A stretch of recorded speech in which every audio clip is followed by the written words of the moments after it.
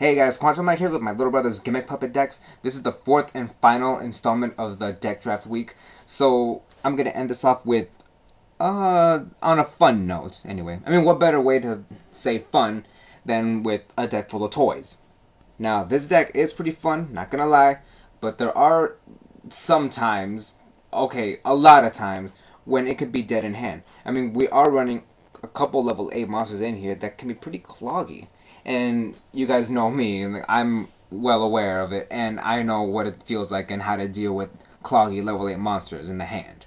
This archetype was basically a long-awaited one, especially over here in the TCG, because we never got Gimmick Puppets like, right off the bat. We had to wait for promotional packs such as Premium Gold in order for us to get the rest of them, as well as a couple tins here and there. But that's why Numbers Hunters was created, and that's why this deck is now relevant. The only thing it's missing, like I've said before, is a Searcher.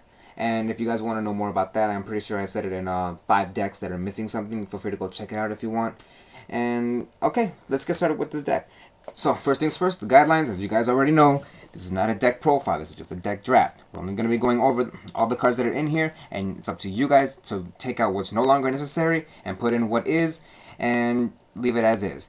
Because as I said before, what looks out of place, what looks like it shouldn't be in there anymore, or ran its course, whatever, feel free to let me know in the comment section below, and give me a reason why it should be taken out or put in. Alright, let's get started. Starting off with the monsters is Gimmick Puppet Dreary Doll. It's a pretty creepy one at that. I mean, if we had the original OCG artwork, it'd be terrifying. But still, even so, this deck is pretty graveyard reliant, and Dreary Doll is proof of that. Like, you gotta banish Gimmick Puppet from the grave in order to special summon her. Like, yeah, again, this deck is pretty grave reliant, and sometimes that effect might not always work. Especially, it doesn't help that we can only use her revival effect once per turn. The next monster that complements her is Gimmick Puppet Magna Doll. This is the one that special summons himself right off the bat. As long as you got another Gimmick Puppet monster on the field, as long as your opponent also has more monsters than you. But you can only have at least one Gimmick Puppet monster on the field. So even if your opponent does have a monster out there already, and you only have, let's say, just whatever Gimmick Puppet monster out there, you can just bring out Magna Doll right there. And it's best to be ran at 3 as well as Dreary Doll. Next we're running 2 Gimmick Puppet Humpty Dumptys. This is the one that special summons other Gimmick Puppets on the hand. And it's kind of the solution to all the dead ones in hand. And it's ironic because, they're Gimmick Puppets and they're out. Whatever. It does help out sometimes, but sometimes, even when you're running that third Humpty Dumpty, so the reason why I'm running it at 2 over here, the reason why the third one is not included in there, and this is what my brother said when he was trying it out, it was proven to be really, really cloggy. Like, there were times where he would tell me that he would use one and would special summon the other one that's in the hand. And so many times he wanted to bring out a different Gimmick Puppet with the effect of the one that he brought out. And unfortunately, it just became a once per turn thing. So yeah, sometimes that once per turn clause doesn't always work, but then again, take a look at some of the cards that had to get their errata changed. So yeah, all in all, 2 seemed to work, but now it's up to you guys. All right, 2 Scissor Arms. It does what it should, like the same way as Foolish Burial. But he started to see that maybe running just the 1 would be okay. Like, 2 is still a good option. That's why the second one is still in here. But there are times when it should be like at 1. What shouldn't be at 1 is the 1 Gimmick Puppet Gear Changer. This is the level manipulator of the deck. This is one that I didn't even expect to have for this archetype, but I'm glad it did. And this is what makes the rank 4 and rank 8 plays possible. And honestly, yeah, that's one I think I'll make the decision for you guys right here on this one. It should be, I should have added a second one in here. And the tech choice right here for the day is Egghead. I already made a discussion video regarding Egghead. It's I've actually tested this deck out myself with Egghead, and Egghead seems to be doing okay. Like just like Humpty Dumpty, it helps out with those dead puppets in hand, especially when you want to get them into the grave. The only two machinas we're running in here is Machina Cannon and Machina Fortress. That one was my idea, actually. Like, I actually took out a second cannon to put in Fortress, because Fortress is level 7 and not level 8.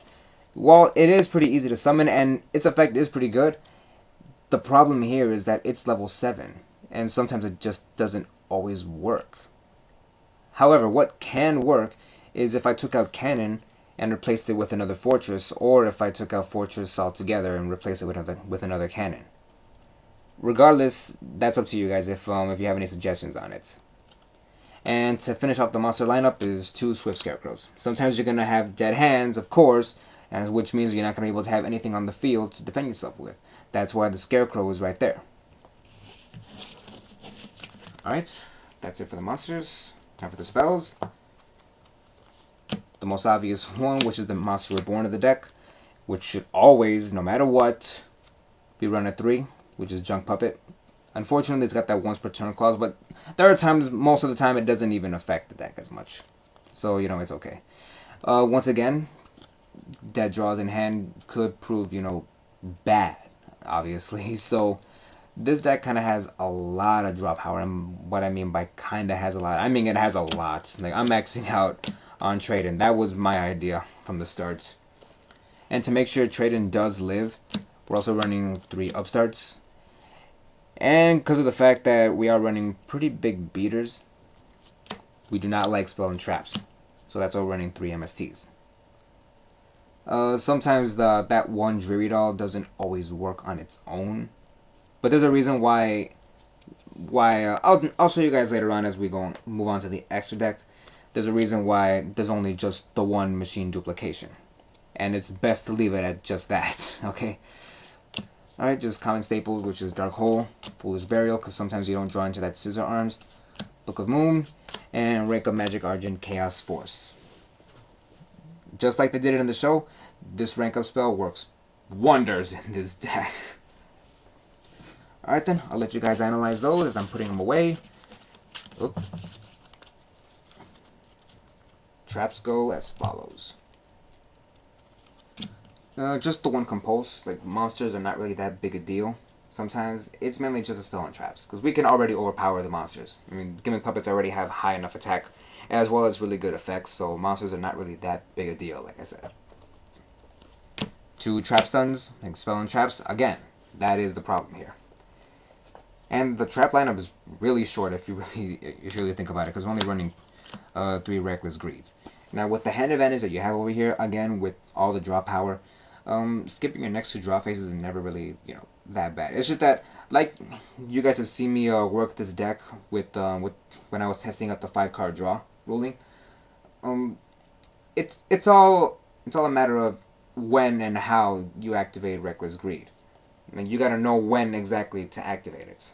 However, one thing that I did notice about this deck, and after testing it out myself, there is one thing that I learned throughout the whole experience, is that just because you have draw power, it doesn't always mean that it's going to be consistent. So, all the more reason that I came up with this idea to have you guys help me out with this deck. Alright then, that does it for the traps. Moving on to the extra deck.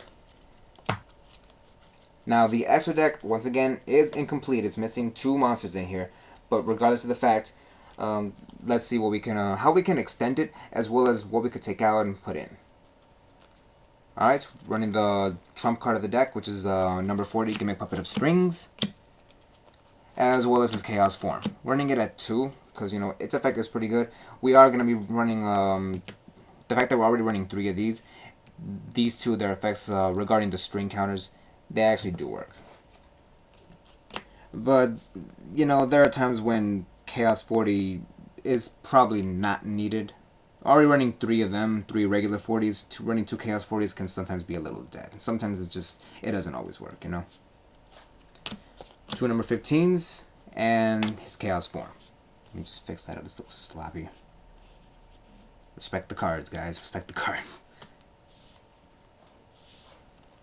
Alright, so now this is the reason why Machine Dupe is used in here, as well as being, just at 1. And the reason it's being used at 1 is because it's only used for Dreary Doll. Like, yeah, there are times when it's used for Humpty Dumpty, if you really want to go for a rank 4, but it's always mainly used for Jury Doll, and the reason why we use it on Jury Doll is for number 88, Gimmick Puppet of Leo. Now, the reason for that is because, well, I know people have their issues with it. Like, my brother did want to keep this in here because, if it's a gimmick puppet and it can be brought out, he will bring it out. Like, yeah, and it's true. In a dedicated build such as this one, it can be brought out, but situational at best, true. But, with the win condition, you're not really going to go into it that much. So, it's best to use it just for its attack points. Because how are you going to go for the win condition if it can't protect itself when you're not allowed to have, spells and traps on your side of the field while you're activating that win condition? Same reason with the with his chaos form. Like, should case be, if that first effect doesn't work, that's why you got his chaos form to go into. Like I should have mentioned in one of my earlier videos about Neo Galaxy Ice Photon Dragon, as well as number 62 Prime Photon. Sometimes when it comes to 3 material exceeds, it's not always worth it, but it's good to have it in there just in case, because you never know when you will need it. Like, there comes an opportunity when you can, especially when, like I said, at the time when Leo was first released, level 8s weren't really that good to, well, at least not good, but I mean, not simple to be summoned. Nowadays it pretty much is, especially in this deck, but there are times when you just don't want to go into Leo, because there are times when you want to go into Coach King Giant Trainer. Now, what these two have over each other is a lot of differences that the two of them pretty much make up for each other's differences. I mean, Coach King, like, yeah, it does get you to draw once per turn. In fact, no, not even once per turn. That's actually pretty good. Like, it lets you to draw 3 cards. Like, that's why it lets you go through all that, for all your troubles, bring out 3 level 8 monsters in order to overlay and bring him out. It allows you to have 3 extra draws. Not to mention the fact that you get to inflict 800 to your opponents. So yeah, like, but what Leo has over is that it has the win condition, obviously, but also its attack points. And because this deck does swarm a lot with the puppets as well as the level 8s, it's really no surprise that we're running them both at the same time. So right here, it's not really personal preference. I can't really make a recommendation on it either. All I can say is that it's personal preference. So yeah, like, that's why the two of them are still in here. Like, he won't let it go, and honestly, I'm okay with that because it's a gimmick puppet. It can be used. This right here is the Neo Galaxy Eyes of the build, so nowadays I can understand why. Alright. The next one is a Googly Eyes Drum Dragon. Like, as much of a joke as it makes itself out to be, it is actually pretty good. And the last exceed we're running in here is Gear Gigan X. To search out for that Swift Scarecrow, should case be. Alright, I'm gonna end the video with him. Alright guys, thanks for watching. Once again, if you feel like there's anything in here that's not needed anymore, feel free to leave a comment down below. Give me a reason why, and we'll work on it. And just like with these last few deck drafts that we've shown you throughout this whole week, hopefully sometime in the future, we'll show you a deck profile of them. That way, you guys can see the progress that you guys did. So, honestly, I'm very happy for what you guys are doing for me. I'm extremely proud of my brothers here as well. So, yeah, thanks for watching once again, as well as your suggestions. And I'll see you in the next video. Lights out.